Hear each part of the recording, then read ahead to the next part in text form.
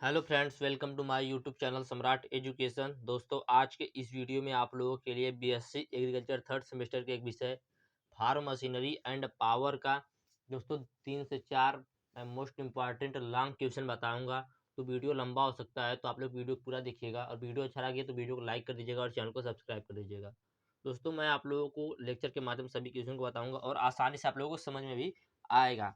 तो सबसे पहला क्वेश्चन मैं आप लोगों को बताऊंगा कि भारतीय कृषि में कृषि अभियंत्रण का क्या महत्व है। मतलब जो भारतीय कृषि है उनमें उसमें एग्रीकल्चर इंजीनियरिंग का क्या महत्व है और फार्म मशीनरी के मुख्य उद्देश्य क्या है, उसको भी हम लोग देखेंगे। देखते हैं क्वेश्चन है, भारतीय कृषि में कृषि अभियंत्रण का क्या महत्व है, फार्म मशीनरी के मुख्य उद्देश्य लिखिए। तो देखते हैं सबसे पहले कृषि में कृषि इंजीनियरिंग का महत्व एवं संभावनाएं क्या हैं। तो देखते हैं दोस्तों, आज की जो बढ़ती जनसंख्या उसके लिए भोजन, वस्त्र, अन्य रहन सहन की जो सुविधा है उसकी पूर्ति परंपरागत तरीके से खेती करके पूरी नहीं की जा सकती है। ये दोस्तों सभी को पता है, क्योंकि दोस्तों जनसंख्या इतनी तेजी से बढ़ रहा है कि हम लोग परंपरागत खेती अगर करेंगे तो उसकी पूर्ति नहीं कर पाएंगे। तो आधुनिक कृषि में कृषि कार्यों को समय पर वैज्ञानिक बातों को ध्यान में रखकर उन्नतशील तरीकों से करने के लिए कृषि में अन्य जरूरतों के साथ ऐसे यंत्र एवं विधियों की आवश्यकता होती है जो कार्यों को उचित रूप में कर सकें। तो दोस्तों, आज के समय की जो बढ़ती जनसंख्या, इतनी तेजी से जनसंख्या बढ़ रही है, यदि इस जनसंख्या बढ़ती जनसंख्या में हम भोजन, वस्त्र और अन्य रहन सहन की जो दोस्तों वस्तुएं हैं उनके लिए यदि हम लोग परंपरागत खेती करेंगे तो उसकी पूर्ति नहीं की जा सकती है। इसीलिए दोस्तों आधुनिक कृषि में कृषि कार्यों को समय समय पर वैज्ञानिक बातों को ध्यान में रखकर उन्नतशील तरीके से करने के लिए कृषि में अन्य जरूरतों के साथ ऐसे यंत्र एवं विधियों की आवश्यकता होती है जो कार्य को उचित रूप में कर सके। आज संसार के उन्नतशील कृषि क्षेत्र में अधिक पूंजी एवं उन्नतशील यंत्रों एवं इंजीनियरिंग की आधुनिक खोजों को कृषि में प्रयोग करके कृषि क्षेत्र में आस्तीत सीमा पर पहुंच चुके हैं। तो दोस्तों, आज हम लोग जो कृषि है, कृषि में दोस्तों मशीनों का प्रयोग करके बहुत उच्च स्तर पर पहुंच चुके हैं और आगे भी प्रयत्न करते हैं कि हम लोग और आगे जाएं कृषि को लेकर। हमारे देश के वैज्ञानिक भी इस क्षेत्र में पीछे नहीं है, परंतु कृषि क्षेत्र में धन की समस्या एवं नित्य नए आविष्कारों को तुरंत उपयोग न कर सकने के कारण हम संसार के अन्य कृषि करने वाले देशों से पिछड़ रहे हैं। यदि हम अपने कृषि क्षेत्र के अनुरूप कृषि यंत्र एवं अन्य तकनीक जरूरतों को अपनी पूंजी की उपलब्धता एवं किसान की क्रय शक्ति के अनुरूप नहीं बना पाते हैं तो शायद हम विश्व के दूसरे देशों की दौड़ के साथ नहीं चल पाएंगे। अतः आवश्यकता है कि हम इन बातों को ध्यान में रखकर अपने कृषि प्रधान देश होने का गौरव हमेशा प्राप्त करते रहें। तो दोस्तों, यह है कृषि में इंजीनियरिंग का महत्व और संभावना। दोस्तों, संभावना क्या है? संभावना यह है कि हम लोग अपने कृषि को और आगे ले जाएं, अपने कृषि प्रधान देश को और गौरव प्राप्त करें और गौरवान्वित करें। दोस्तों, अब हम लोग देखेंगे कृषि अभियंत्रण के उद्देश्य, ऑब्जेक्ट्स ऑफ एग्रीकल्चरल इंजीनियरिंग। क्या है कृषि अभियंत्रण के उद्देश्य? मनुष्य दोस्तों आदिकाल से अपनी खेती में इंजीनियरिंग का प्रयोग किसी न किसी रूप में कर रहा है। भले उसे पता नहीं है कि ये इंजीनियरिंग है, लेकिन उसका प्रयोग वह कर रहा है। परंपरागत तरीके आज की स्थितियों में ज़्यादा उपयुक्त तो नहीं किए जा सकते हैं, क्योंकि अब कृषि कार्य उदर पूर्ति का साधन न होकर औद्योगिक इकाई के रूप में विश्व में मान्य हो रहा है। तो दोस्तों, जब कृषि का मान ज़्यादा हो रहा है तो समय के साथ इसका उद्देश्य भी बदलेगा ही। अब देखते हैं सबसे पॉइंट नंबर 1 देखते हैं कि क्या उद्देश्य है इसका। दोस्तों, पहले के समय में क्या था, एक वर्ष में सिर्फ एक फसल लिया जाता था, लेकिन दोस्तों अब का जो समय आया है, इस समय में दोस्तों अब वर्ष में एक ही क्षेत्र में कई फसल लेने की आवश्यकता हो रही है। अतः परंपरागत तरीके से हटकर समय की बचत, सही समय पर कृषि कार्यों को संपन्न करना तथा एक फसल के कटने के बाद दूसरी फसल को बोने के लिए एक निश्चित समय में ही कृषि कार्यों को संपन्न करना आधुनिक एवं उन्नतशील तरीकों एवं यंत्रों के द्वारा ही किया जा सकता है। क्योंकि दोस्तों पहले के लोग बैल से जुताई करते थे और दोस्तों हाथ से बुआई करते थे। दोस्तों आज के समय में बोने के लिए मशीन आ गया है, खेत को जोतने के लिए मशीन आ गया है, पानी देने के लिए भी मशीन आ गया है, उसको काटने के लिए भी मशीन आ गया है। तो दोस्तों इस सभी का समय बच रहा है। तो दोस्तों इसको जो काटने में समय लगता है, मशीन से वह समय बच रहा है और वह समय बचने के बाद दोस्तों उसको मशीन से काटने के बाद एक ही दिन में हम चाहे तो पूरी फसल को काट सकते हैं और उसी दिन उसमें चाहे तो बुआई भी कर सकते हैं। दोस्तों आज के समय में ऐसी ऐसी दोस्तों बीज आ गए हैं कि तुरंत उसकी बुआई भी कर सकते हैं। अब देखते हैं अगला पॉइंट इसका क्या है। फसल की उपज को प्रोसेस करके सही रूप में लाकर उसकी उपयोगिता बढ़ाकर बाजार से अच्छे पैसे प्राप्त कर सकते हैं। अगला पॉइंट, किसानों के जीवन स्तर को सुधारने के लिए उसकी फसल की लागत को कम करने, उचित यंत्रों द्वारा राष्ट्रीय साधनों के समुचित उपयोग द्वारा कृषि कार्यों को समय से पूरा करके अधिक लाभ कमाकर किसानों के जीवन स्तर को सुधारने में सहायक है। किसके द्वारा दोस्तों? हम लोग मशीनों के द्वारा, इंजीनियरिंग के द्वारा। आज कृषि के औद्योगिकीकरण में आधुनिक इंजीनियरिंग का काफी महत्व है, जिससे बड़े डेयरी फार्म का संचालन, सिंचाई यंत्रों एवं तरीकों का समुचित वैज्ञानिक उपयोग और फसल का उपज अन्य प्रोसेसिंग के माध्यम से बेचने, पैकिंग और सदुपयोग को सरल बनाया जा सकता है। दोस्तों पहले क्या था, पहले के लोग पानी देने के लिए दोस्तों आप लोग को पता होगा पुरवट का प्रयोग करते थे। हमारे यहाँ उसको पुरवट कहा जाता है, कहीं कहीं उसको दोन कहा जाता है, तो उसका प्रयोग करते थे। आज के समय में क्या है, आज के समय में पहले दोस्तों इंजन आया, इंजन के बाद दोस्तों मोटर आया, तो दोस्तों लगातार तरक्की हो रही है। हमारी जो इंजीनियर हैं वो सब लगातार तरक्की कर रहे थे। दोस्तों ये सब इंजीनियरिंग की ही देन है। पहले के समय में लोग बैल से लाद कर अपने फसल को कहीं पर बेचने के लिए जाते थे। आज के समय में क्या है, आज के समय में गाड़ी मोटर आ गई है, गाड़ी में लादे फसल को, अपनी जो फसल काटे तैयार फसल है दोस्तों, उसको गाड़ी में लादेंगे, कहीं दूसरी जगह जाएंगे जहाँ अच्छा दाम मिलेगा वहां पर बेचेंगे। तो दोस्तों इससे ही हमें लाभ प्राप्त हो रहा है। पहले के लोग दोस्तों ग्रीन हाउस के बारे में नहीं जानते थे, तो दोस्तों आज के समय में लोग ग्रीन हाउस के बारे में भी जानते हैं। तो बड़े बड़े ग्रीन हाउस बनाकर फसल लेने के समय का इंतजार किए बिना प्रत्येक मौसम में कुछ महत्वपूर्ण फसलों को पैदा करके अधिक लाभ कमा रहे हैं। किसके द्वारा दोस्तों? इंजीनियरिंग के द्वारा। कृषि अभियंत्रण का मुख्य उद्देश्य तो कृषि में समय, श्रम और शक्ति को बचाना ही है। इंजीनियरिंग के द्वारा दोस्तों हमारा जो कृषि में समय हुआ कम लगेगा, कृषि में जो मेहनत होगा कम लगेगा, और दोस्तों कृषि में जो पावर लगती है दोस्तों, और पावर ही हम लोगों की मतलब कम लगेगी। सब काम मशीनों से ही हो जाएगा, तो हम लोगों को कुछ करने की ज़रूरत नहीं पड़ेगी। तो दोस्तों ऐसा बताया जा रहा है और ऐसा हो रहा है दोस्तों। तो दोस्तों ये क्वेश्चन खत्म हो गया। अब अगला क्वेश्चन हम लोग देखेंगे, कृषि प्रक्षेत्र में होने वाली विभिन्न शक्तियाँ कौन-कौन सी, उनका वर्णन करना है। दोस्तों इम्पोर्टेंट क्वेश्चन मैं आप लोग बता रहा हूँ लेक्चर के माध्यम से, इसलिए बता रहा हूँ ताकि टाइम कम लगे और आप लोगों को जल्दी समझ में भी आ जाए। तो दोस्तों इसके बाद भी मैं आप लोगों को 1 से 2 वीडियो दूँगा, तो आप लोग वीडियो को पूरा देखिएगा। इसके बाद न्यूमेरिकल भी मैं कराना है, अभी न्यूमेरिकल भी कराऊँगा आप लोगों को। तो चलिए देखते हैं, सबसे पहले कृषि प्रक्षेत्र में प्रयोग होने वाली विभिन्न शक्तियाँ कौन-कौन सी है। सबसे पहले देखते हैं दोस्तों, जो शक्ति फार्म पर कृषि कार्य को करने के लिए प्रयोग की जाती है, उसे फार्म पावर कहते हैं। सबसे पहले दोस्तों हम लोग फार्म मशीनरी एंड पावर पढ़ रहे हैं, तो सबसे पहले जानना पड़ेगा कि फार्म पावर क्या होता है। Farm power, what is farm power? दोस्तों एग्जाम पूछ सकता है। तो फार्म पावर क्या होता है कि जो शक्ति फार्म पर विभिन्न कृषि कार्य को करने के लिए प्रयोग की जाती है, वही शक्ति क्या कहलाती है? फार्म पावर कहलाती है। यह दोस्तों दो प्रकार का होता है। जो फार्म पावर होता है दो प्रकार का होता है। एक होता है दोस्तों ट्रैक्टिव वर्क, जैसा कि मैंने आप लोगों को इसको बता दिया है एक वीडियो बना के दोस्तों, और दूसरा होता है स्टेशनरी वर्क।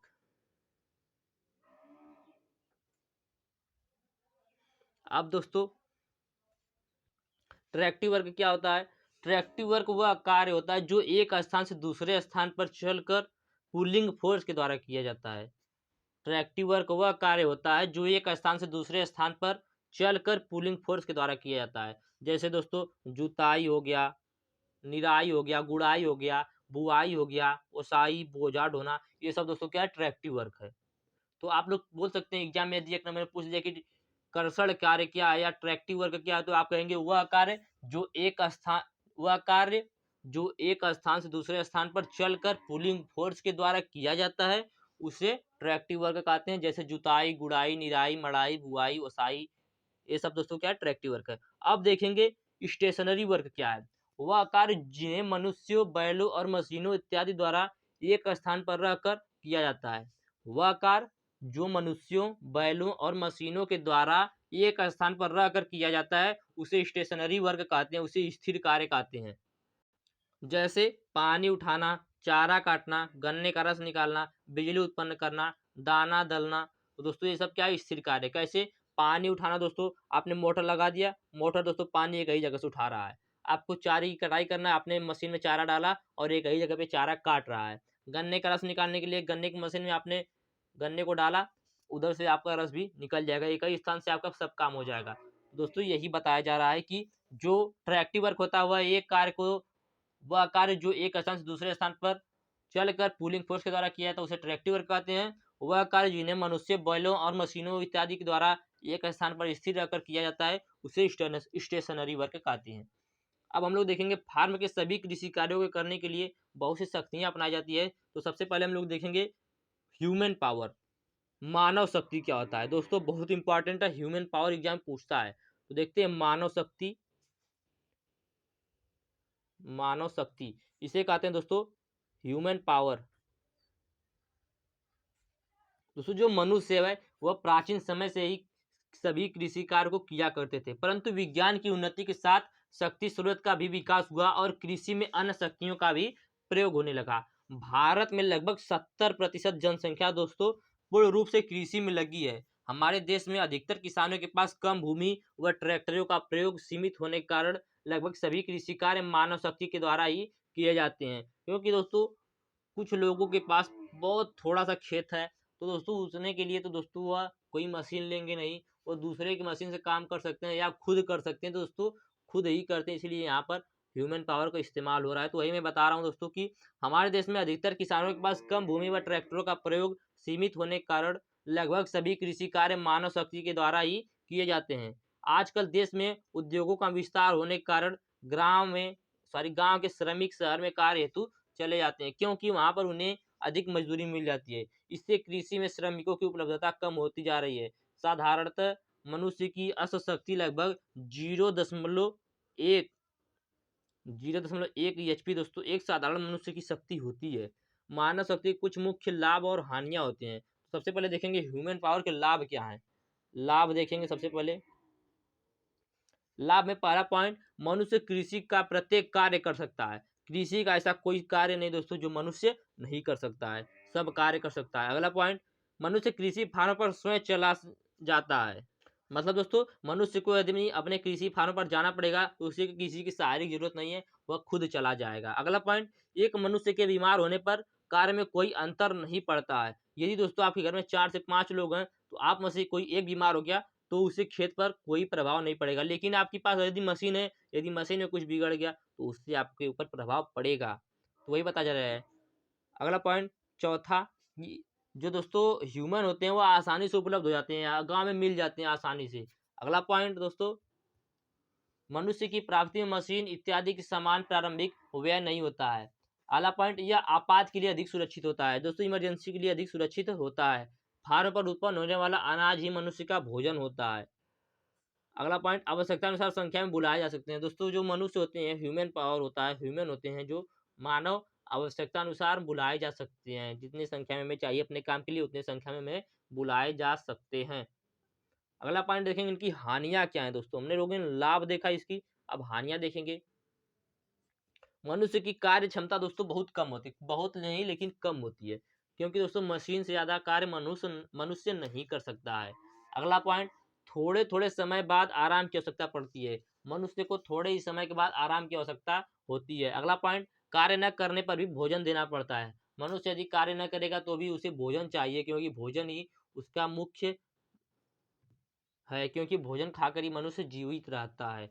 यदि मशीन दोस्तों है, मशीन से हम लोग कार्य नहीं करेंगे तो उसे कुछ देना नहीं पड़ेगा, उसे कुछ तेल मतलब जो पेट्रोल लगता है, डीजल लगता है, उसमें कुछ खर्चा नहीं देना पड़ता है। तो वही बताया जा रहा है।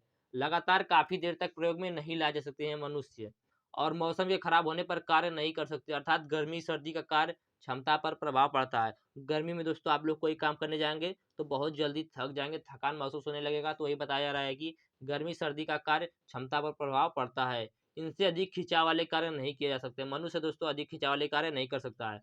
अगला पॉइंट, रख रखाव कठिन होता है। मनुष्य का जो रख रखाव होता है वह कठिन नहीं होता है, पॉइंट गलत है। अगला पॉइंट, प्रति यूनिट ऊर्जा सबसे महंगी पड़ती है।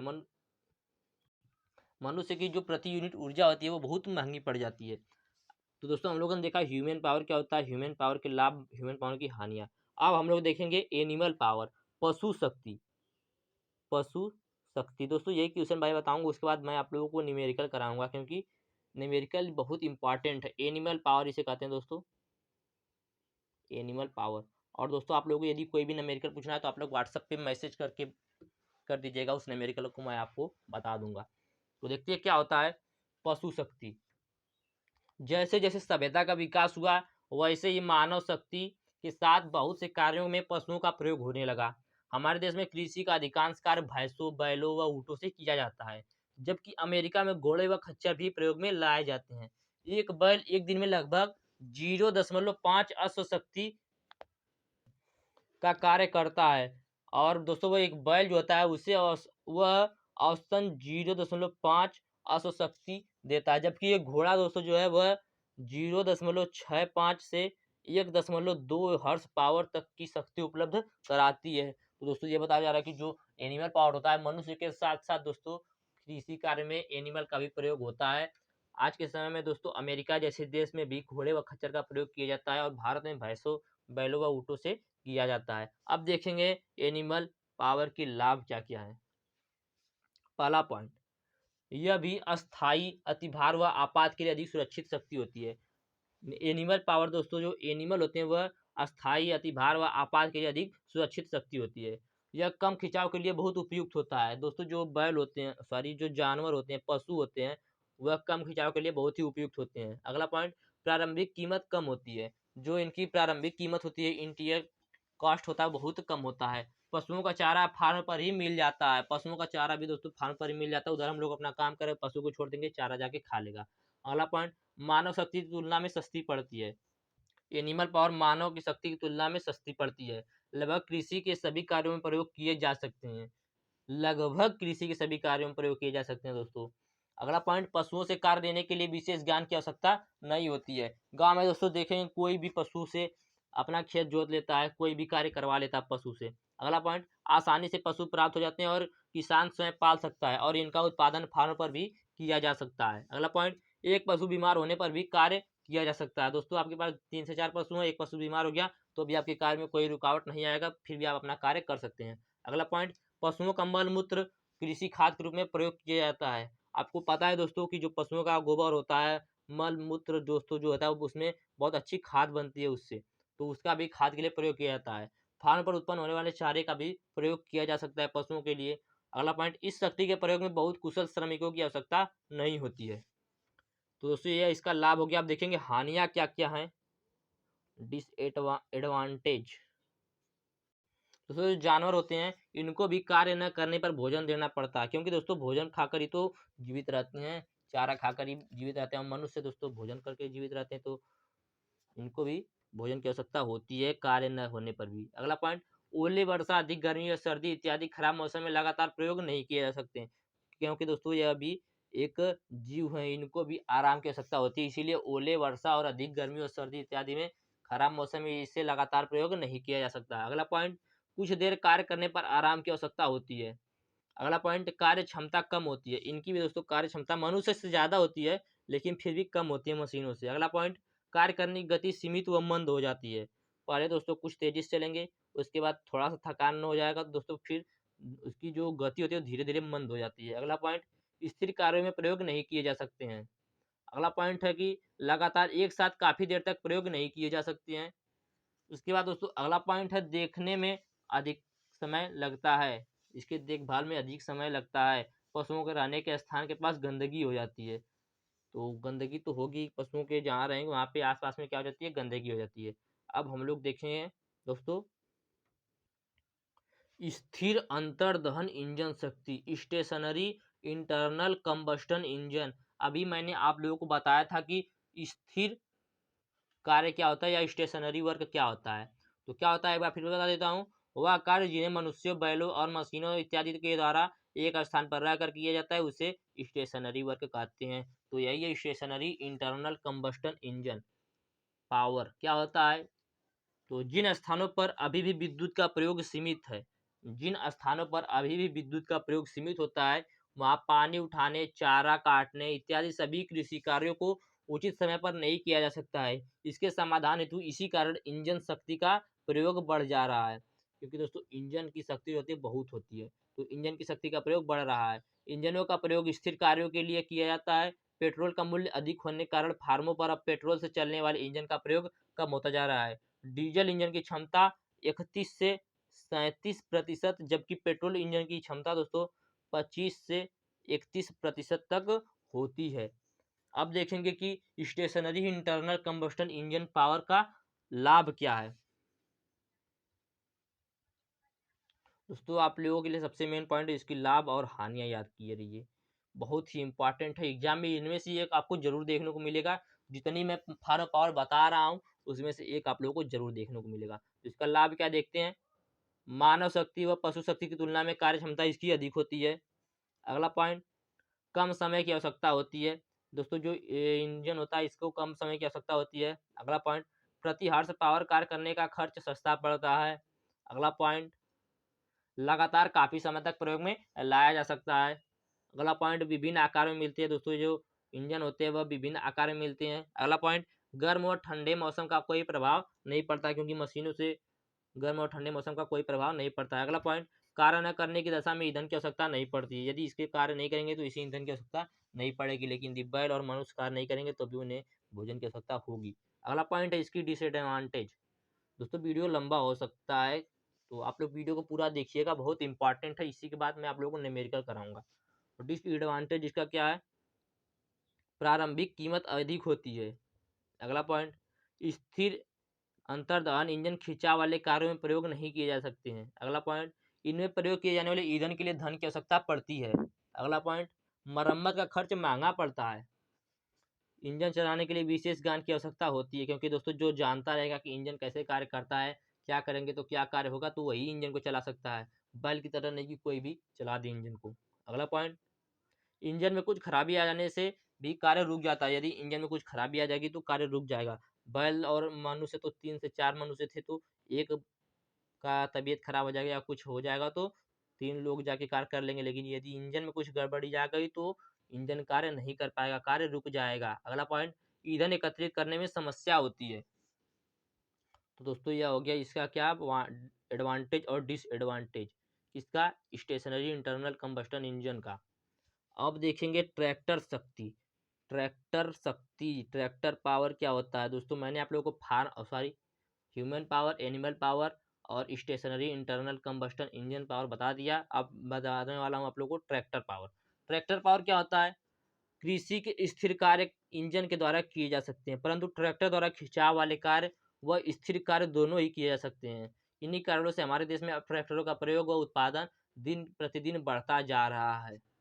तो जो हमने अभी आप लोग बताया था ट्रैक्टिव वर्क क्या होता है कि वह कार्य जो एक स्थान से दूसरे स्थान पर चलकर पुलिंग फोर्स के द्वारा किए जाते हैं, उसे ट्रैक्टिव वर्क कहते हैं। तो यही है ट्रैक्टर पावर क्या होता है कि कृषि के स्थिर कार्य इंजन के द्वारा किए जा सकते हैं, परंतु जो ट्रैक्टर होता है ट्रैक्टर के द्वारा स्थिर कार्य भी किए जा सकते हैं, और जो दोस्तों ट्रैक्टिव वर्क है वह भी किया जा सकता है। इसी कारण से हमारे देश में अब ट्रैक्टरों का प्रयोग उत्पादन दिन प्रतिदिन बढ़ता जा रहा है। आइसर दोस्तों एक ट्रैक्टर आता है, आइसर, स्कॉट, Ford, HMT, Hindustan, International, Kirloskar, Swaraj व हर्षा, ये सब दोस्तों ट्रैक्टरों का निर्माण, जो दोस्तों ये सब मैंने आप लोगों को नाम बताया, इन सभी ट्रैक्टरों का भी निर्माण यहाँ पर होने लगा है। भारत विश्व में उपयुक्त 4 ऐसे देशों में से है जिनमें ट्रैक्टर का निर्माण होता है। रूस, अमेरिका व जापान के पश्चात विश्व में भारत में सबसे अधिक ट्रैक्टर बनाए जाते हैं। ट्रैक्टर के भारत में कुल अभी तक 24 मॉडल हैं दोस्तों। भारत में अभी तक कुल ट्रैक्टर के कितने मॉडल हैं, 24 मॉडल। पूछ सकता है एक नंबर में। एक 20 HP से कम 320, एक जो है 20 HP से कम, और 3 20 से 29 HP का, 9 30 से 39 HP का, 6 40 से 49 HP का, और 50 और 5 50 HP से अधिक के ट्रैक्टर दोस्तों हैं। कहाँ पे, इंडिया में। 30 से 39 HP की खपत सबसे अधिक है। इस समय भारत में 3.97 ट्रैक्टर प्रति 1000 हेक्टेयर भूमि पर हैं। 3.97 ट्रैक्टर दोस्तों हैं कितने पे, 1 हेक्टेयर भूमि पर, सॉरी 1000 हेक्टेयर भूमि पर। 1977 में विश्व का औसत 13.1 ट्रैक्टर प्रति 1000 हेक्टेयर भूमि का था। अब इसका लाभ देखेंगे किसका दोस्तों, ट्रैक्टर पावर का।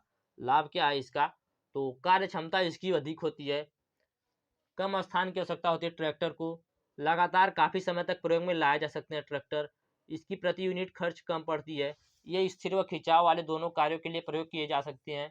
अगला पॉइंट, गर्म व आर्द्र अर्थात मौसम का कोई अंतर नहीं पड़ता है ट्रैक्टर पर। अगला पॉइंट, सामान को एक स्थान से दूसरे स्थान पर ले जाने के लिए भी इनका प्रयोग किया जा सकता है। लगभग सभी कृषि कार्यों में प्रयोग किए जा सकते हैं। प्रयोग के समय ईंधन की आवश्यकता पड़ती है। जो दोस्तों ट्रैक्टर होते हैं इसको प्रयोग के समय ईंधन की आवश्यकता पड़ती है। अगला पॉइंट, प्रयोग सॉरी इसकी हानियां देखेंगे अब। इसकी जो प्रारंभिक कीमत होती है वो बहुत अधिक होती है दोस्तों। 5 लाख के ऊपर से ट्रैक्टर की स्टार्टिंग होती है दोस्तों खरीदने की, तो इसकी जो प्रारंभिक कीमत होती है वो अधिक होती है। प्रयोग में आने वाले ईंधन के लिए काफ़ी धन की आवश्यकता पड़ती है। डीजल भी दोस्तों 90 के ऊपर है, तो ध्यान दीजिएगा आप लोग कि प्रयोग में आने वाली ईंधन की काफ़ी धन की आवश्यकता होती है। अगला पॉइंट, मरम्मत भी महंगा पड़ता है। ट्रैक्टर के लिए विशेष ज्ञान वाले कुशल चालक की आवश्यकता पड़ती है। ट्रैक्टर कोई भी नहीं चला सकता है, तो उसे चलाने के लिए एक विशेष ज्ञान वाले कुशल चालक की आवश्यकता पड़ती है। अगला पॉइंट, ट्रैक्टर के खराब होने के स्थान के पास गंदगी हो जाती है। ट्रैक्टर के खराब होने के स्थान के पास दोस्तों क्या हो जाती है, गंदगी हो जाती है। अगला पॉइंट, ट्रैक्टर के खराब होने पर सभी कार्य रुक जाते हैं।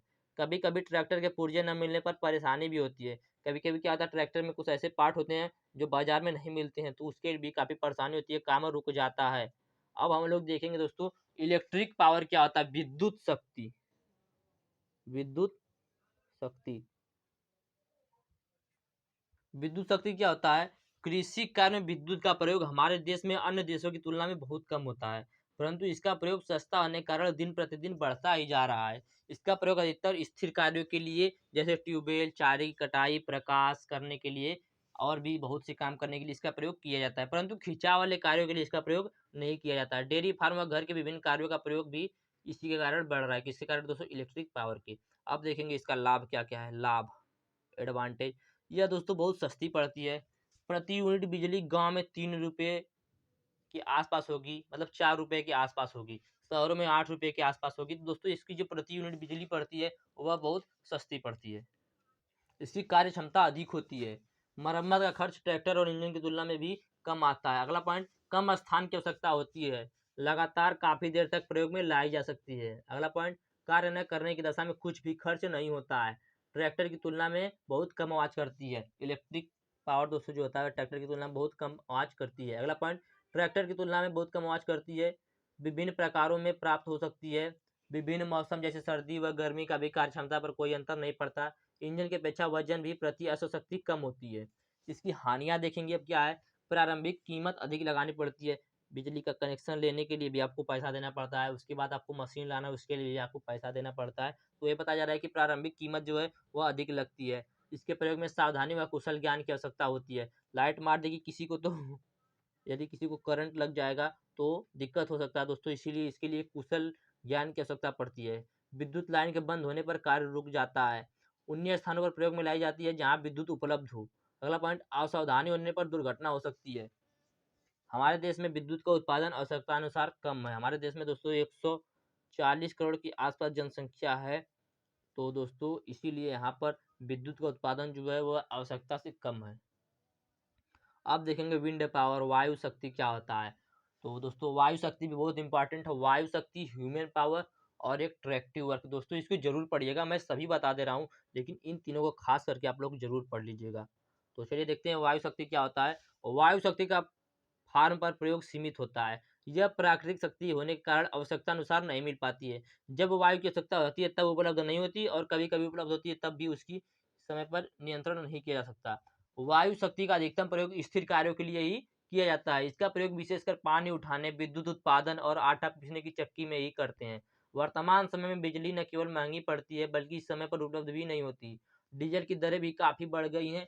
पवन चलित चक्कियां प्रकृति द्वारा मुफ्त में दी गई पवन ऊर्जा की बिना बिजली या डीजल के भी चला सकते हैं। वायु की गति 8 किलोमीटर पर हावर में या इससे अधिक होने पर रोटर वायु प्रवाह की ओर स्वयं घूमने लगता है। रोटर के घूमने से जल पंप चलता है जो लगभग 8 मीटर की गहराई से पानी खींचकर 7 मीटर की ऊंचाई तक पंप कर सकता है। और वायु की गति 35 किलोमीटर प्रति घंटा से अधिक हो जाने पर चक्की कार्य करना बंद कर देती है। इस प्रकार विंड मिल में कोई नुकसान नहीं होता।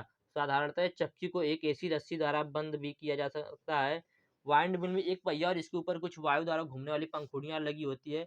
इसमें उत्पन्न शक्तियाँ निम्न बातों पर निर्भर करती है। सबसे पहले बात क्या है दोस्तों, पहिए का व्यास। दूसरा बात वायु की गति पर। तीसरा पंखुड़ियों के आकार पर। चौथा पहिए के डिजाइन पर। पांचवा पहिए व पंखुड़ियों की ऊंचाई पर। वायु मिल को चलाने के लिए वायु की गति कम से कम 8 किलोमीटर पर हावर होनी चाहिए। इसलिए ये उन्हीं स्थानों पर प्रयोग की जाती है जहां पर वायु की गति 8 से 30 किलोमीटर प्रति घंटे की गति से चलती हो। अब देखेंगे इसका एडवांटेज, वायु शक्ति का लाभ क्या है। दोस्तों लाभ और हानि जरूर पढ़िएगा। यदि आप लोगों को समझ में नहीं आएगा कि क्या होता है वायु शक्ति, तो आप लोग उसमें लाभ हानि ही लिख दीजिएगा दोस्तों। तो क्या होता है लाभ, यह बहुत सस्ती पड़ती है। सर्दी गर्मी का कार्य क्षमता पर कोई प्रभाव नहीं पड़ता। हवा पे सर्दी गर्मी का क्या प्रभाव पड़ेगा। अगला पॉइंट, कम स्थान की आवश्यकता होती है। वायु शक्ति से कार्य करने में कुछ खर्च नहीं आता है। कार्य न करने की दशा में खर्च नहीं होता है। अगला पॉइंट, कार्य करने के लिए विशेष ज्ञान की आवश्यकता नहीं होती है।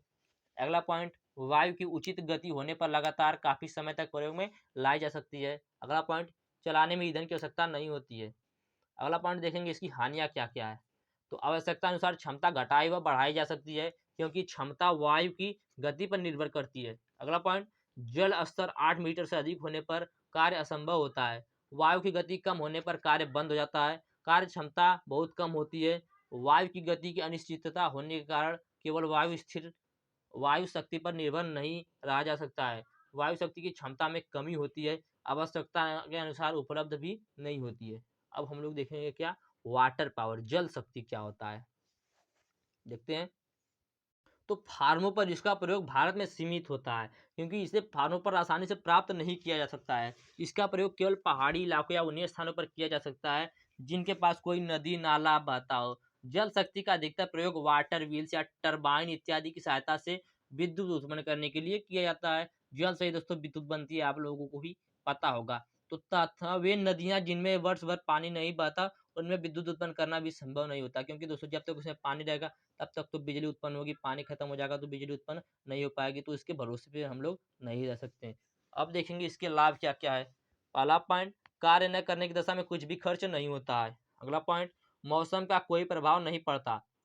अगला पॉइंट है, लगातार जल उपलब्ध होने पर भी सस्ती पड़ती है। लगातार जल उपलब्ध होने पर सस्ती भी पड़ती है। इसकी हानियां देख लेते हैं अब। जल वेग व मात्रा कम होने पर पर्याप्त शक्ति उत्पन्न नहीं की जा सकती।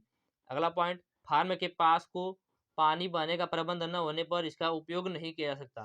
फार्म के पास को पानी बहने का प्रबंध होने के कारण इसका उपयोग नहीं किया जा सकता। अगला पॉइंट, आवश्यकता के अनुसार उपलब्ध भी नहीं होता है। क्या, वाटर। अगला पॉइंट, आवश्यकता अनुसार क्षमता घटाई व बढ़ाई नहीं जा सकती।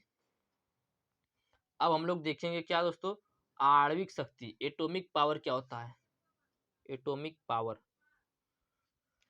भारत में अभी तक इस शक्ति का प्रयोग खेती के कार्यों में नहीं किया जाता है। एटॉमिक पावर का प्रयोग अभी तक दोस्तों जो है, एटॉमिक पावर, इसका प्रयोग अभी तक खेतों कार्यों में नहीं किया जा सकता।